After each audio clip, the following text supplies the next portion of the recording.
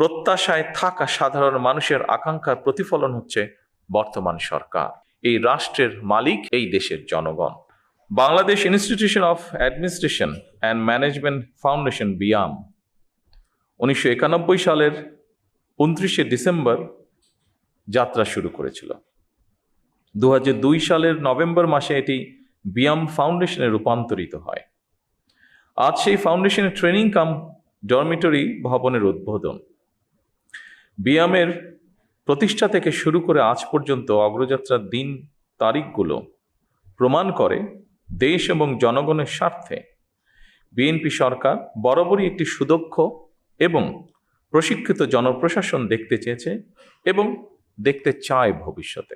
আজ বিয়াম ফাউন্ডেশনের ট্রেনিং কাম ডরমিটরি ভবনের ভিত্তিপ্রস্তর স্থাপন কেবল একটি ভবনের ভিত্তিপ্রস্তর স্থাপনই নয়, বরং এটি প্রশাসনিক সক্ষমতা উন্নয়ন, প্রশাসনিক নেতৃত্ব গঠন এবং মানব সম্পদ বিকাশের একটি দীর্ঘমেয়াদী রাষ্ট্রীয় অঙ্গীকারেরই প্রতিফলন। আজ যে ট্রেনিং কাম ডরমিটরি ভবনের ভিত্তিপ্রস্তর স্থাপন করা হচ্ছে তা ভবিষ্যতে প্রশাসনিক নেতৃত্ব গঠনের একটি গুরুত্বপূর্ণ মাইল ফলক। এই ভবন শুধু একটি অবকাঠামো নয়, এটি হয়ে উঠুক জ্ঞান চর্চা, নেতৃত্ব বিকাশ এবং অভিজ্ঞতা বিনিময়ের একটি প্রাণবন্ত কেন্দ্র। দক্ষ মানব সম্পদ তৈরি বিয়ামের অন্যতম একটি লক্ষ্য।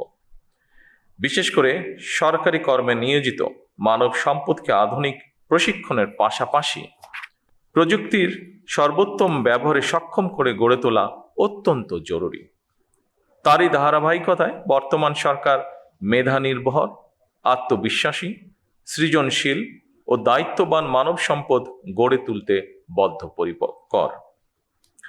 সকল রাষ্ট্রীয় প্রতিষ্ঠানে মেধাভিত্তিক, স্বচ্ছ, দক্ষ ও জনবান্ধব জনপ্রশাসন গড়ে তোলার কোনো বিকল্প নেই যদি আমরা আমাদের প্রত্যাশিত বাংলাদেশকে গড়ে তুলতে চাই। দীর্ঘ 1.5 দশকেরও বেশি সময় পর দেশের স্বাধীনতা প্রিয় গণতান্ত্রিকামী জনগণ নিজেরা সরাসরি ভোট দিয়ে একটি গণতান্ত্রিক সরকারকে নির্বাচিত করেছে। দীর্ঘদিন ধরে একটি জবাবদিহিমূলক, ন্যায়ভিত্তিক এবং জনকল্যাণমুখী শাসন ব্যবস্থার প্রত্যাশায় থাকা সাধারণ মানুষের আকাঙ্ক্ষার প্রতিফলন হচ্ছে বর্তমান সরকার। 2024 সালের জুলাই আগস্টের গণ অভ্যুত্থানে আবারও স্পষ্ট করে দিয়েছে এই রাষ্ট্রের মালিক এই দেশের জনগণ। সুতরাং জনপ্রশাসনের কর্মকর্তা হিসাবে রাষ্ট্রের মালিক জনগণের স্বার্থ এবং কল্যাণ নিশ্চিত করা আপনাদের প্রধান দায়িত্ব।